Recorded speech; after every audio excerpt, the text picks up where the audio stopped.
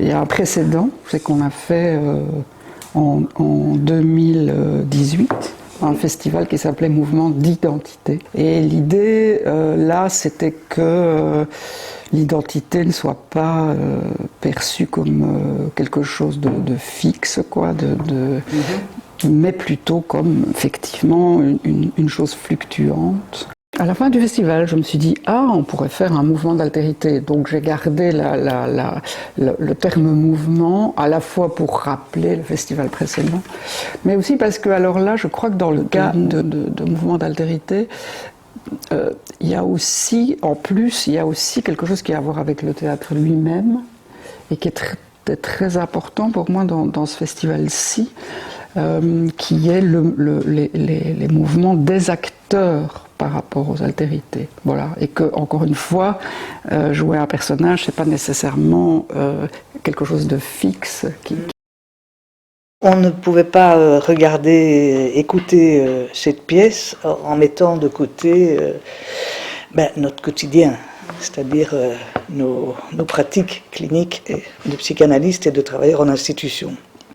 Une résonance est très rapidement imposée à nous, une résonance ressentie entre la réflexion d'une metteur en scène et un questionnement éthique et politique présent dans la pratique psychanalytique, et donc au sein des institutions du réseau 2 où l'on fait place à l'orientation analytique.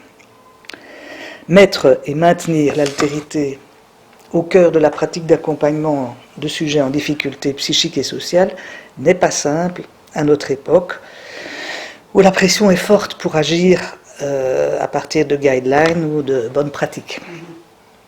C'est la négation même de l'altérité, puisqu'il s'agit d'appliquer des protocoles prédéterminés. On se dit que donc, ce signifiant altérité serait un bon film, une bonne thématique pour notre prochaine journée d'études, comme je vous l'ai expliqué. On était justement dans ce moment de recherche d'un nouveau thème. Et donc le comité s'est approprié cette idée et on a écrit l'argument à plusieurs. Alors l'idée de la rencontre avec vous, elle a germé pour différentes raisons, dont la première est de répondre à ce qu'on a pris pour une invitation dans le texte, une invitation à la conversation.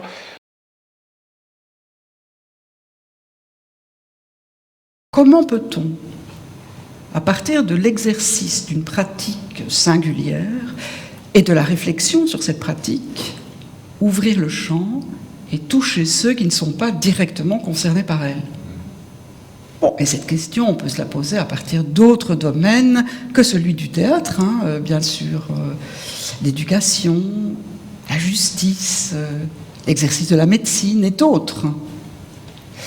Mais pour le moment, je laisserai à ceux qui nous écoutent la liberté de faire leurs propres associations à partir de leur vécu, de leurs expériences et de l'endroit de la société où ils se trouvent. Ce passage, nous avons pris comme une invitation à ne pas être un spectateur passif. Oui. On a constaté en lisant les documents que ce n'est vraiment pas une parole en l'air. C'est au cœur de votre réflexion sur l'altérité, qui n'a pas été dite dans la présentation de la pièce, mais qui est reprise de façon très claire dans le numéro 13 de la revue alternative théâtrale, donc consacrée aux 30 ans du théâtre aussi en Nord. Donc c'était en 2013, mais aussi dans le fascicule séparé du texte de la pièce. Et donc, à côté de l'altérité de l'auteur, de l'acteur et du personnage, qui sont centrales, il y a donc l'altérité du spectateur. Je veux encore citer deux phrases qui sont, me semble-t-il, très présentes. Donc il y a la première, l'art du théâtre repose sur une espèce d'activité du spectateur, une activité invisible. C'est au metteur en scène de la rendre possible. C'est à lui de faire en sorte que des espaces vides existent, des espaces que seul le spectateur, chacun à sa manière, pourra remplir. Et l'autre phrase que j'ai épinglée, comme l'ont déjà pensé beaucoup d'autres avant moi, des peintres, des écrivains, des musiciens, il s'agit d'extraire, d'enlever à l'œuvre pour que l'autre y trouve sa place. Il s'agit de diminuer sa présence pour mieux rencontrer l'autre. Ça peut paraître paradoxal au niveau du théâtre, de diminuer sa présence. Mais en tout cas, l'idée que l'autre y trouve sa place, nous, comme praticiens, ça nous parle beaucoup. Disons, en tout cas, dans un premier temps, il y a un refus chez moi de considérer le spectateur ou la spectatrice comme ayant une identité, justement. On dit oui, mais bon, les spectateurs ne sont pas comme nous, ils travaillent beaucoup, ils sont fatigués, ils n'ont pas nécessairement les références qu'on a, enfin, etc. Une description, je dirais, au bout du compte, de personnes qui seraient inférieures à nous. Donc c'est coller une sorte d'étiquette ou de stéréotype sur un spectateur qui serait donc une sorte de norme comme ça. Voilà. Donc ça m'a toujours très fort choquée, d'autant plus que j'ai quand même des expériences qui prouvent que certains spectacles considérés comme complexes ou différents, si on prépare bien les spectateurs, qu'ils comprennent qu'ils ne doivent pas nécessairement comprendre tout, ou que, voilà, qu'il y a des choses qui peuvent se vivre ou se recevoir sans passer par une compréhension rationnelle ou intellectuelle. On peut faire des rencontres très fortes. J'ai toujours pensé qu'il fallait faire confiance aux spectateurs. Voilà. Que ce que je n'aime pas, c'est la position de méfiance. Et parce que cette position de méfiance, je trouve qu'elle dévalorise en fait les spectateurs et que donc on est alors dans une position de supériorité. Pour moi, la réflexion sur l'altérité à partir de la position de la metteur en scène, c'est une réflexion aussi sur la toute-puissance ou le refus de la toute-puissance. Donc comment est-ce que effectivement ce refus de la toute-puissance se pense, se structure, s'articule.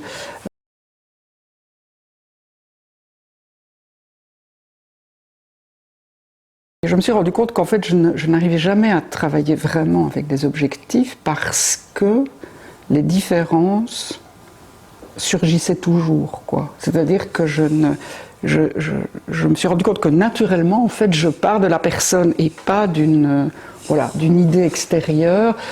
Et je trouve, quand je me retrouve face à un groupe d'acteurs, je trouve qu'il y a tellement de différences. Alors c'est plus fatigant que de dire on va travailler tous sur le même objectif, mais artistiquement, c'est quand même beaucoup plus pertinent. Et puis surtout, c'était naturel chez moi. Enfin, je veux dire, c'est même pas une décision. Prendre les acteurs comme des objets manipulables à merci, d'entrée de jeu, ce n'était pas ça. Vous n'étiez pas accessible. Et aujourd'hui, c'est encore comme ça. Je dois me reposer sur ce que je sens de la personne, sans quoi je n'arrive pas à la diriger. En fait, ça ne marche pas, quoi. C'est quand j'ai commencé à réfléchir à la question de l'altérité que j'ai commencé à m'interroger sur comment est-ce que je le fais exister. Parce que je n'ai jamais pensé non plus que je ne devais pas y penser. Voilà.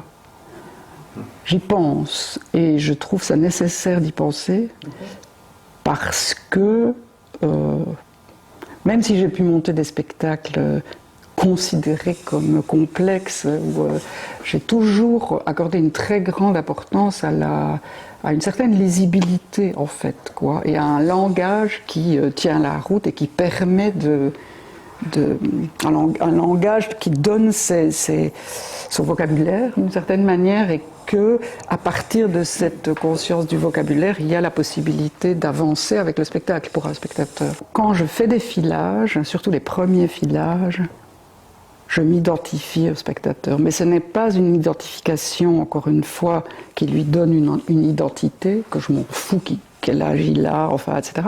Mais je m'abstrais de moi-même. J'essaye de regarder les choses en oubliant ce que j'ai fait, ou même ce que j'ai vu, l'après-midi même, quoi. Et ça m'aide, en fait, à construire le spectacle, ça m'aide à travailler sur le rythme, ça m'aide à travailler sur le langage, ça m'aide à travailler sur la compréhension. Et que c'est un mouvement hyper important, en fait, du metteur en scène, parce que sinon, et on entend, parmi les jeunes que j'ai eu comme étudiants, etc., qui disent, par exemple, je ne vois plus rien. ça ne va pas de ne rien voir. Voilà, donc il faut faire quelque chose pour voir. Et ce mouvement-là aide à voir.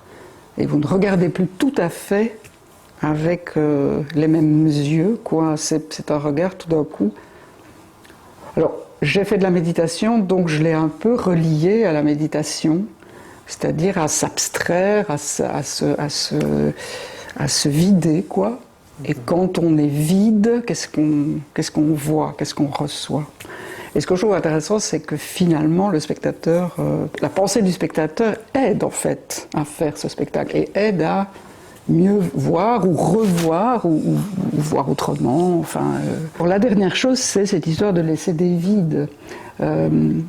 C'est quelque chose qui a commencé à prendre de l'importance pour moi. D'ailleurs, c'est comme ça que c'est présenté dans le alternative théâtral à un moment de ma vie.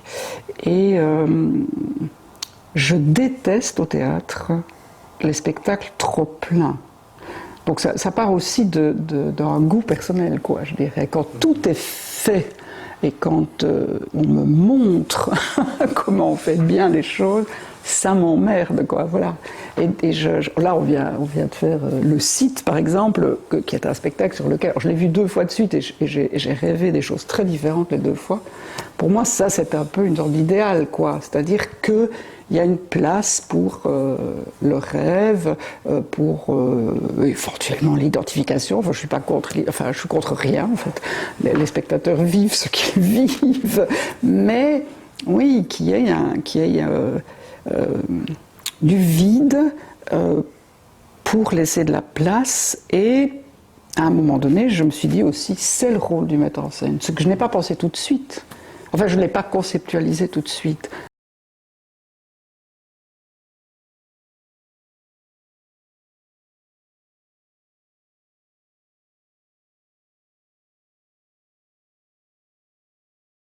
Freud a donné une indication aux psychanalystes, celle de prendre chaque cas de sa pratique comme absolument nouveau, comme original.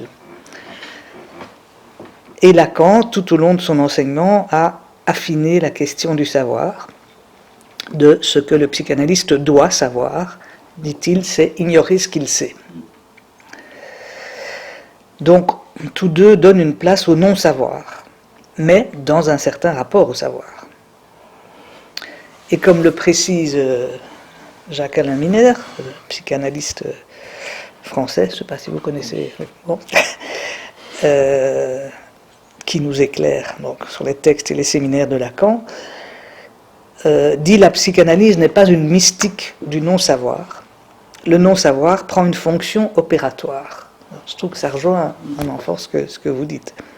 Un non-savoir opératoire, ça veut dire qu'il ne plaque pas sur les phénomènes des significations déjà constituées, mais qui reçoit les phénomènes eux-mêmes. Donc il ne s'agit pas d'être ignorant. Dans notre champ institutionnel, psychiatrique, etc., il y a une formule qui est au fond celle de Lacan, bien sûr, mais qui est devenue célèbre, c'est « savoir ne pas savoir ». Et nous devons cet aphorisme à Virginio Baillot, un psychanalyste qui a été aussi responsable d'une institution pour enfants autistes et psychotiques. Vous parlez d'injonction éthique, expression que j'ai trouvée aussi formidable, et de nécessité artistique. Il s'agit de laisser une vraie place à l'autre, c'est-à-dire tenir compte de son existence dans sa singularité, à savoir comprendre le geste de l'autre en profondeur, comprendre la manière dont son désir innerve le travail. Alors tout ça, c'est des choses que je voudrais vous entendre sur la vraie place, le geste. Et alors, ce que vous utilisez à un moment donné aussi, c'est le terme d'étonnement, que vous différenciez de curiosité, toutes des choses qui nous parlent. Et puis vous mettez en exergue à un moment donné, l'ignorance, c'est le vrai début. Voilà, donc tout ça, on voudrait... Dans n'importe quel ordre. Oui, on n'a pas d'ordre. Donc l'étonnement, l'ignorance, et juste avant... Ah oui, la vraie place, quoi, voilà. Concernant Et le geste. Oui, et le geste. Il y a beaucoup de réflexions qui sont nées de mon rapport à la pédagogie, en fait, et de mon rapport à la pédagogie de la mise en scène. Donc pas pas en tant que professeur donnant cours à des acteurs, mais donnant cours à des metteurs en scène. Voilà. Donc l'étonnement, par exemple, vient de là. Enfin, je vais l'expliquer. Et c'est en me rendant compte des manques que parfois je suis arrivée à effectivement à les penser, quoi, à penser qu'est-ce qui manque, et donc à réfléchir à cette chose-là qui manque. Et par rapport au geste et à la vraie place, il ne s'agit pas simplement d'écouter un acteur qui dit « moi ce que j'ai envie de faire c'est ça ».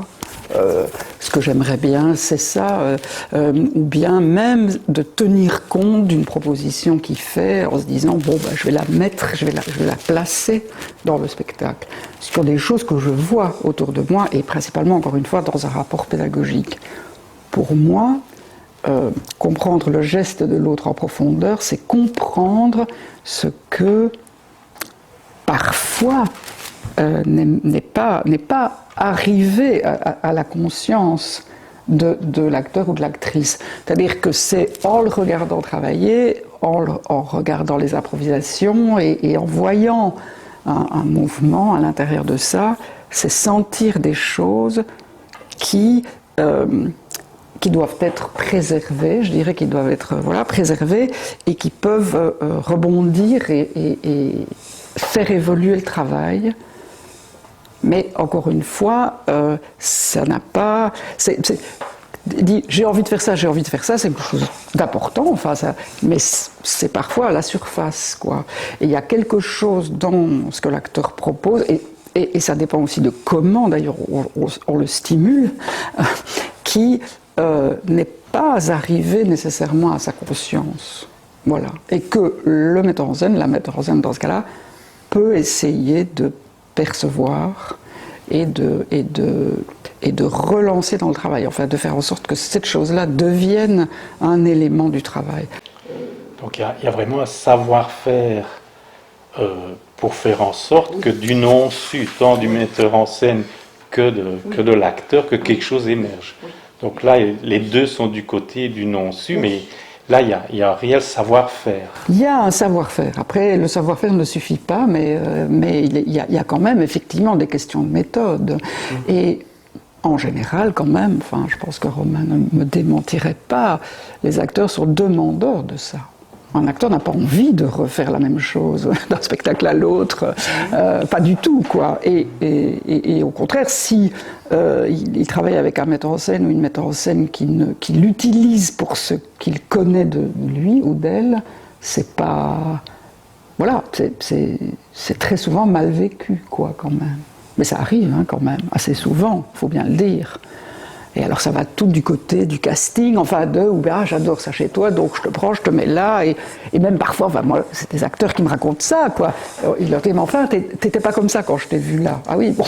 Donc en gros, on veut quelqu'un pour ce qu'il a représenté ailleurs, ce qui est pour moi un très mauvais point de départ, hein, mais... Voilà, donc ce non-savoir, c'est aussi, chez les acteurs, c'est aussi de l'ordre du désir.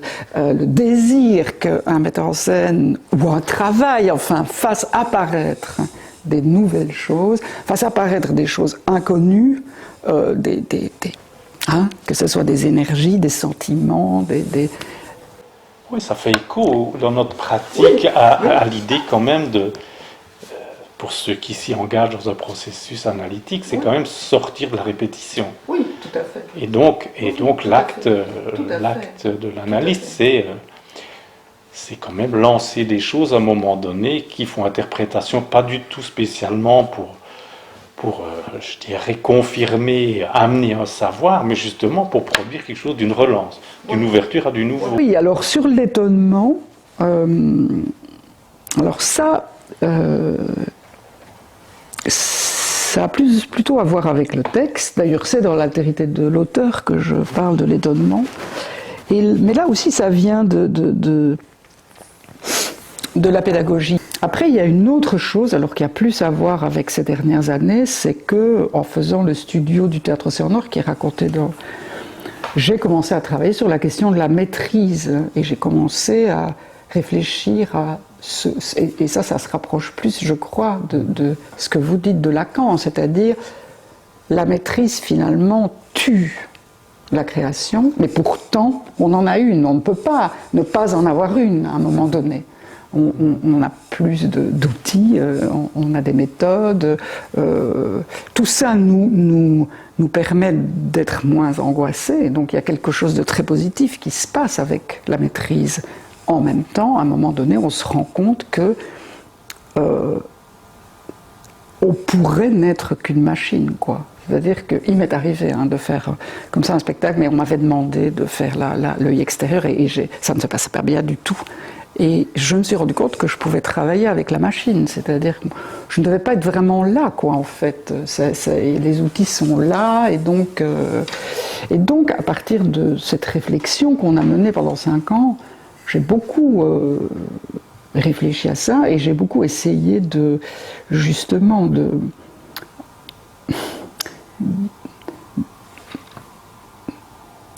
c'est difficile à dire. J'avais une formule, je crois,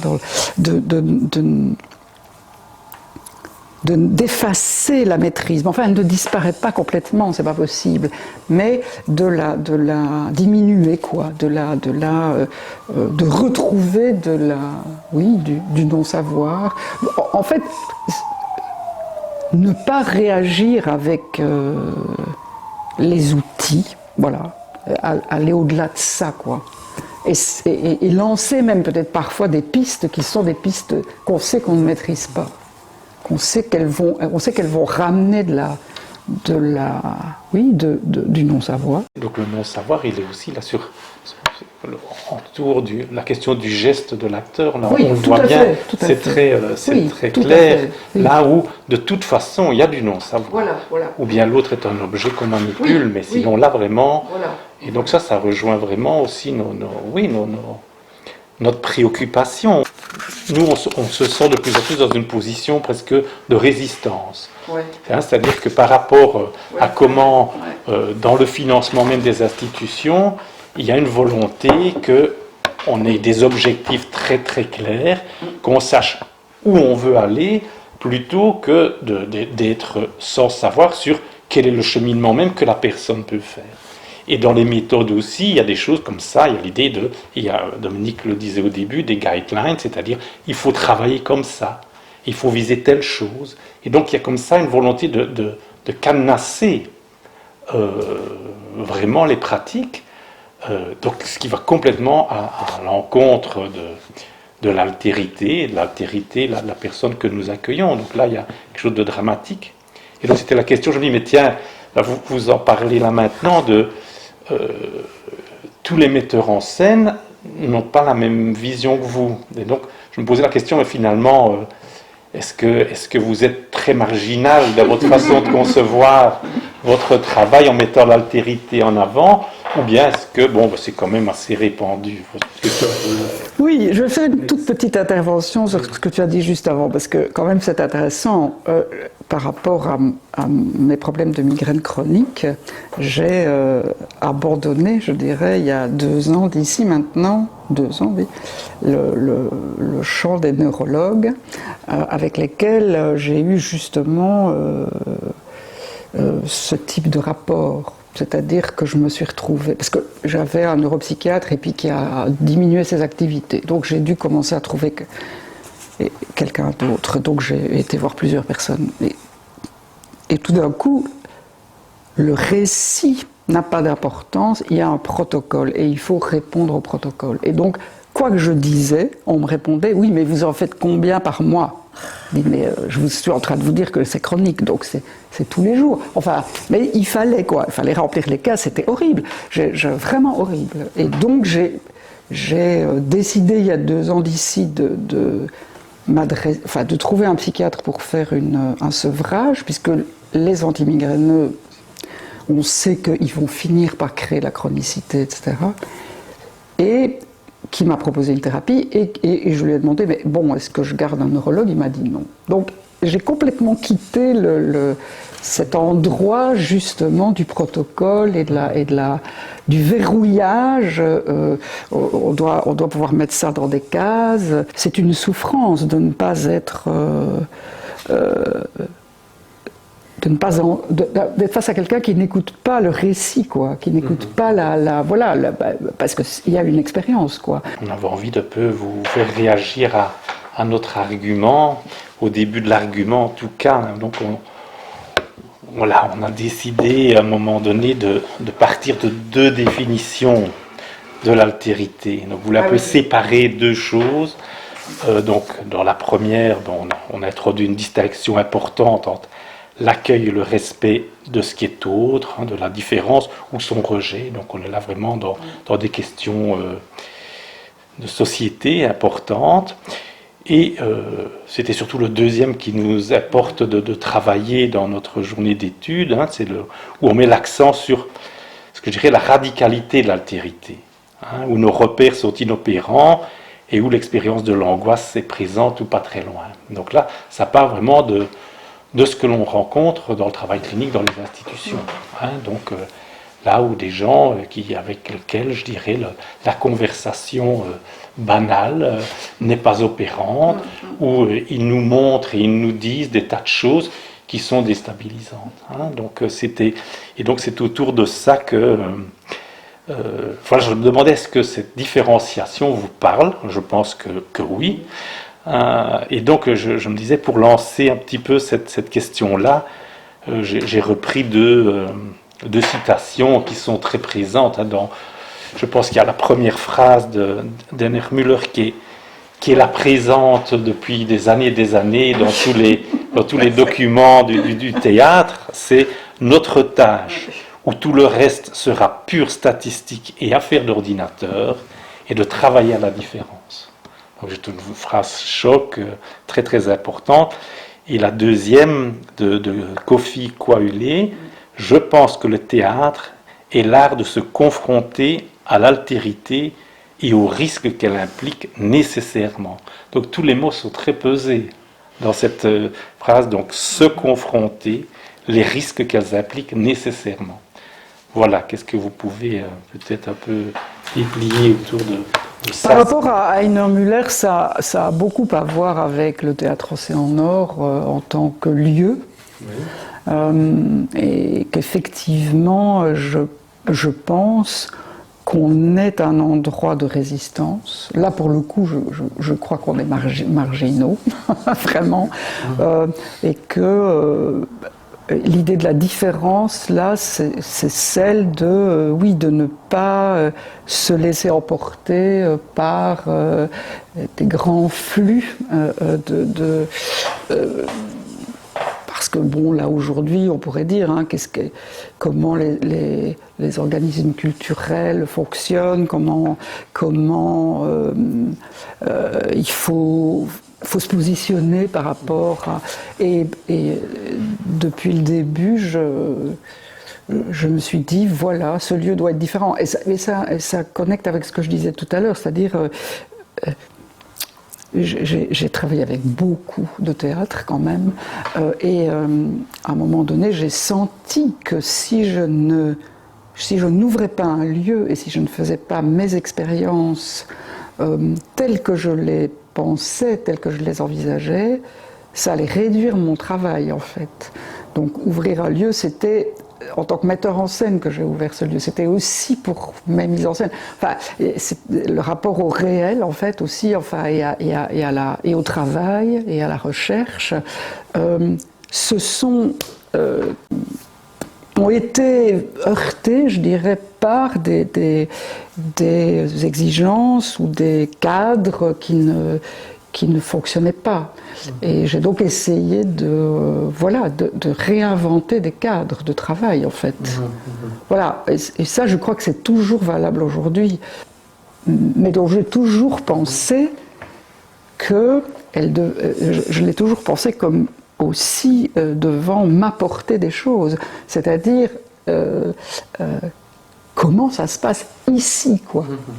Voilà, comment ça se passe ici. Et alors, c'est ce que je dis un peu dans le spectacle, mais avec le songe d'une nuit d'été et Shakespeare, on est dans des choses incroyables. Ah oui, absolument. Cette histoire d'invisibilité, quand même, elle m'a bien saisie, quoi. Alors que pourtant, c'était pas du tout mon premier séjour là-bas, j'avais fait des auditions, avant ça j'avais fait des formations, mais là, quand tout d'un coup vous réalisez concrètement une différence, quoi. Alors oui, on se dit on va visiter un village dans la brousse, mais c'est pas ça. On est dans une ville avec des acteurs professionnels qui ont joué en Europe, etc. Tout d'un coup, quand même, la différence, elle devient... voilà. Et je pense que le fait d'ouvrir les portes à cette différence, plutôt que de penser, bon, bah, c'est moi qui arrive avec un enseignement, et c'est un facteur de risque, quoi. Ça va aussi mais c'est pas que du risque, il y a aussi... la possibilité d'une ouverture assez incroyable. On connaît bien ça, le collectif dans les institutions, surtout les hébergements, les centres de jour, on accueille un collectif de patients, de résidents, différents termes sont utilisés, et puis un collectif d'intervenants. Donc, ce ne sont pas des acteurs, mais c'est quand même toute une dynamique qui se crée entre les intervenants, avec une position spécifique quand même toujours pour quelqu'un qui a la responsabilité d'orienter un peu le travail. Donc ce n'est pas un metteur en scène, mais il y a quand même quelque chose là d'une petite... d'une certaine... une place spécifique. Et donc dans le spectacle, et dans les textes, quand même, cette dimension du rapport au collectif, elle est très présente. Mais vous n'en avez pas fait une altérité en tant que telle. Donc j'avais un peu cette question-là. Et avant de vous laisser répondre à ça, je poserai directement la suivante. C'est autour d'un mot que vous utilisez qui m'a beaucoup plu, puisque j'aime bien la musique, c'est le terme de polyphonie. Alors nous, on parle de pratique à plusieurs, qui est un terme, une expression qui peut paraître un peu simple comme ça, du fait d'être à plusieurs, mais c'est quand même beaucoup plus subtil que ça. Et donc voilà, vous assistez avec ce terme-là, de la responsabilité de chacun, tout en mettant quand même en avant la spécificité du travail de metteur en scène. Vous en avez déjà parlé. Alors je prends une petite citation. Il me semble que dans cet agencement singulier que constitue une équipe construisant un spectacle, nous sommes tous responsables les uns des autres, et le metteur en scène encore plus. Je vais repartir de nous sommes tous responsables les uns des autres, parce qu'on l'a supprimé en plus du spectacle, et c'est encore dans le livret, mais je ne le disais plus. Oui. Mais je trouve que c'est une idée très importante qui va à l'encontre, me semble-t-il, d'une certaine vision des acteurs en particulier, qui seraient des êtres narcissiques avant tout. Et parfois c'est vrai. Enfin, je veux dire, on ne peut pas non plus dire que ce n'est pas vrai. Mais on peut avoir des problèmes. C'est pour ça d'ailleurs que quand je le dis, c'est pour moi c'est une chose qu'on doit rejoindre. C'est pas nécessairement une évidence en fait qu'on est responsable les uns des autres. C'est pas nécessairement une évidence. Et dans les écoles en particulier, c'est quand même quelque chose qui doit être travaillé, pas nécessairement avec ces mots-là, mais c'est savoir que ce que je fais a des conséquences sur ce que font les autres, et que quand même, à un moment donné, je dois penser les choses aussi en relation avec ça. Et que le metteur en scène est responsable, bien sûr, mais je pense que les acteurs sont aussi responsables du metteur en scène, parce que sans ça, et ça encore une fois, ça crée des choses, des séparations, et ça existe, hein, mais ça crée des séparations qui sont finalement très nuisibles à la création, en fait. D'ailleurs, on remarque souvent que des acteurs ou des actrices qui tout d'un coup font un travail de mise en scène se mettent à agir différemment en tant qu'acteurs, comprennent tout d'un coup la position de l'autre. Hein, n'est pas nécessairement... Mais c'est pour ça que je crois que les altérités, je les pointe aussi comme ça individuellement, parce que c'est des fonctions par lesquelles, d'une certaine manière, on devrait tous passer pour comprendre aussi comment Voilà, ça c'est sur la responsabilité. Sur le collectif, alors c'est vrai que je n'ai jamais pensé comme une altérité. Pourquoi, je ne sais pas trop. Mais ce qui est sûr, c'est qu'en lien alors avec la polyphonie, ces dernières années, j'ai éprouvé beaucoup de plaisir à travailler sur des spectacles de grands groupes. Mais pour moi, c'est... Et alors, je pense aussi que depuis toujours, ça aussi je le dis, et à propos du carnaval de Malmedy, le théâtre, pour moi, c'est le lieu de la rencontre entre l'individu et le groupe. Voilà. Et il me semble que toute son histoire porte ça. Et j'ai monté Électre de Sophocle, donc le tout début quand même du théâtre est à cet endroit-là, quoi. Il y a un cœur, il y a des personnages, et comment l'individu s'inscrit dans un collectif, dans un groupe, dans une communauté, est pour moi un des thèmes très importants et qui continue à l'être aujourd'hui. Le fait de devoir abandonner ces textes où il y a 14, 15, 16 acteurs sur le plateau pour des problèmes financiers, pour moi, est un problème aussi pour ça. C'est que tout d'un coup, les récits se réduisent à des récits individuels ou familiaux, ou les grands récits collectifs de communautés, etc. Ça devient très difficile parce que il n'y a plus personne n'est prêt à mettre de l'argent pour faire ça, même si tout le monde le regrette. En vous lisant, j'ai pensé à un autre dit de Virginio Balio que Dominique a évoqué tout à l'heure. Et il a eu une formule qui avait même un peu surpris de nombreuses personnes, de nombreux psychanalystes, où il a énoncé cette idée de l'amour du réel. Et donc le réel étant pour Lacan, c'est l'impossible à dire, mais aussi ce qui s'impose à nous, qui nous déborde. Vraiment là où on n'est pas armé. Et donc c'est d'une certaine manière, c'est vraiment l'altérité au second sens que l'on a donné dans l'argument. Donc aimer l'altérité alors que ça dérange et fait flirter avec l'angoisse, c'est quand même assez troublant comme position. Et donc vous écrivez alors à propos de votre début comme metteur en scène, comment me suis-je mis à aimer cette terreur? C'est quand même une question forte. Et il y a d'autres passages qui laissent entendre cet attrait pour ce qui est tout de même assez inconfortable. Alors, on parlait des risques tout à l'heure, mais c'était encore les risques, entre guillemets, que je dirais légers, puisque c'était vraiment le désir de rencontrer l'autre, du goût pour le différent. Cette peur, elle s'est accompagnée de plaisir, quand même. Et ça n'est que parce qu'elle s'est accompagnée de plaisir qu'elle a pu, qu'elle ne m'a pas anéanti ou qu'elle ne m'a pas fait abandonner le métier. Et encore une fois, je l'ai vu chez les étudiants, et j'en connais qui ont vraiment arrêté parce que c'était trop douloureux, quoi. Voilà.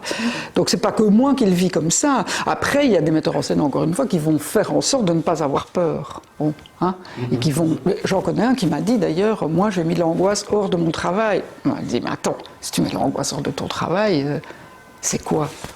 Ça produit quoi, un théâtre, quand même, bon, oui, on s'amuse, quoi, voilà. Mais je pense pas qu'on puisse travailler sans angoisse. Mais la chose principale, c'est quand même qu'à un moment donné, il y a aussi du plaisir. Et le plaisir équilibre. Et c'est là que l'histoire de la maîtrise, d'ailleurs, à un moment donné, soulage, quoi, parce qu'on a moins peur, parce qu'on on est moins anéanti, on est moins persuadé qu'on ne vaut rien, quoi. Ça diminue quand même un petit peu, cette sensation. Oui. Et donc c'est vraiment fort que l'angoisse est un ingrédient nécessaire. Oui, je crois. Voilà, ce n'est pas tellement quelque chose qu'on doit subir, ça fait partie du jeu. Voilà, parce que je crois qu'effectivement, si on la fait disparaître, d'abord il y a un apprentissage qu'on ne va pas faire, je crois, et d'autre part, c'est ça fait quand même... Enfin, j'imagine absolument pas comment on peut faire un théâtre qui soit une sorte de recréation de la vie, ou je sais pas en ayant fait disparaître l'angoisse. Je veux dire, ça fait partie quand même des émotions importantes. Ça fait pas... Tout comme je disais tout à l'heure, avoir une femme enceinte ou un garçon qui avait le sida et qui allait bientôt mourir dans un spectacle, si je l'ai fait, c'est bien parce que pour moi c'est important que le théâtre reste complètement connecté à la vie. Sinon, le théâtre peut effectivement engendrer le théâtre, et alors voilà, on fait de la forme, quoi, on fait de la forme. Et on peut, hein, enfin, je veux dire, mais c'est pas, ça m'intéresse pas, quoi, voilà. C'est une volonté de ma part, dans l'écriture de l'alternative théâtrale, de faire des liens pour dire qu'il bon, y a une frontière à l'origine qui a été quand même très importante dans ma famille, et ensuite le théâtre se construit quand même autour d'une frontière. Il y a bel et bien une frontière. Il y a deux espaces. Il y a un espace où on est dans le noir et on regarde des gens qui sont dans la lumière. Et pour moi, ça reste, et je vais peut-être étonner en disant ça, mais ça reste une relation sacrée, quoi. Je trouve qu'elle a quelque chose d'étonnant. Et je continue à penser que se mettre dans la lumière, alors qu'il y a des gens qui sont dans le noir en face, c'est un acte grave, et qui est grave dans le sens important. Il y a un texte de Cantor qui va dans ce sens-là, qui est magnifique, quoi, où il dit un jour quelqu'un a quitté la communauté et il s'est mis en face, et il a voulu exister face à cette communauté. Et il dit, on pourrait penser que c'était un acte de narcissisme, et moi je dis c'est qu'il avait une communication très importante. Alors c'est une vision de la naissance du théâtre un peu fictionnelle, hein, mais qui pour moi reste très, très forte, et je pense que, moi en tout cas, je le ressens comme quelque chose qu'on ne doit pas prendre complètement à la légère. Voilà. Et c'est comme ça que le théâtre peut continuer à être vivant et à avoir du sens aujourd'hui. On ne va pas s'arrêter avant la fin du spectacle. Hein. Oui, donc, oui. La dernière partie s'appelle « La maladie est une altérité ». Et donc, du corps, Lacan dit qu'on ne l'est pas, mais qu'on l'a. C'est-à-dire que pour l'être parlant, l'être parasité par le langage, le corps propre peut être considéré comme un objet. C'est-à-dire qu'il est potentiellement une radicale altérité, et ce pour tout un chacun. La clinique nous le prouve tous les jours, le corps est une altérité parfois douloureusement vécue et parfois même une chose étrange, angoissante. La finale d'éloge de l'altérité est à ce propos un témoignage d'une force absolument inouïe. Vous y parlez d'un combat intérieur avec, je vous cite, « cette bête installée en elle, qui se nourrit d'elle, se moque d'elle. » D'abord le témoignage de la souffrance due aux symptômes invalidants de la migraine, une description minutieuse de tout ce qui devient insupportable quand la migraine surgit. Et puis une tirade glaçante dans laquelle toute activité devient un risque de déclenchement de ce symptôme. Jusqu'à arriver à un point où vous dites « travailler est un risque ». Elle ne peut plus exercer son métier. Elle s'est arrêtée sur une marche d'escalier il y a 2 ans, et depuis, c'est comme si elle ne pouvait toujours pas grimper plus haut. Je précise que dans la pièce, cette phrase est incarnée par vous, au fond de la salle, face à un escalier et avec un pied sur cette première marche, regardant le sommet. Une autre remarque sur cette partie, elle est déclamée en utilisant le « elle », troisième personne, mais la dernière phrase que vous prononcez, toujours avec un pied sur la première marche de l'escalier, et j'espère toujours que ça s'arrangera. En fait, j'étais partie d'une question qui m'avait été posée par Guillemette, là, quand j'ai brassé toute la matière, qui me demandait si je travaillais avec des altérités en moi. Et Donc j'avais réfléchi à cette question d'altérité en soi, et il y avait deux choses. Il y avait d'une part un texte d'un auteur uruguayen qui s'appelle Liscano, qui s'appelle L'écrivain et l'autre, et qui dit qu'en lui il y a le serviteur et l'écrivain. Et le serviteur est très important parce que le serviteur permet de faire apparaître l'écrivain. Bon, j'aime beaucoup cette image. Donc là j'avais écrit quelque chose là-dessus. Et puis d'autre part, oui, la migraine est une altérité en moi parce que les médicaments qui bien sûr font disparaître la douleur sont aussi là pour que je me retrouve. Donc j'ai l'impression que je prends un médicament et voilà, je suis enfin de nouveau moi-même. Donc je suis une autre quand je suis malade. Le texte, je l'ai écrit en ne sachant pas très bien en fait comment allait se passer la fin du spectacle. Ce que je savais, c'est que la chorégraphie, à laquelle je pense depuis 3 ans, qui m'est venue en écoutant la musique, devait venir après une chute. Parce que pour moi, elle représentait une vitalité et une réponse. Et donc, je ne pouvais pas faire l'économie de la migraine. Mais mais je pensais que j'en parlerais en entretien, en fait. Quand je me suis rendu compte que l'altérité du spectateur, ça serait trop long et tout, j'ai repensé la fin. Et un jour, je me suis dit, ok, je vais faire une écriture automatique. Et c'est ce que j'ai fait. Étrangement, le texte est très construit, mais je l'ai écrit d'un seul jet. C'est difficile à croire parce que même moi je le trouve très construit, mais en fait c'est venu comme ça ou presque. Et dans un premier temps, en fait, le L apparaissait pas au début. Je faisais intervenir le L au moment où je disais justement que voilà, je ne sais plus. Je faisais apparaître l'autre, quoi.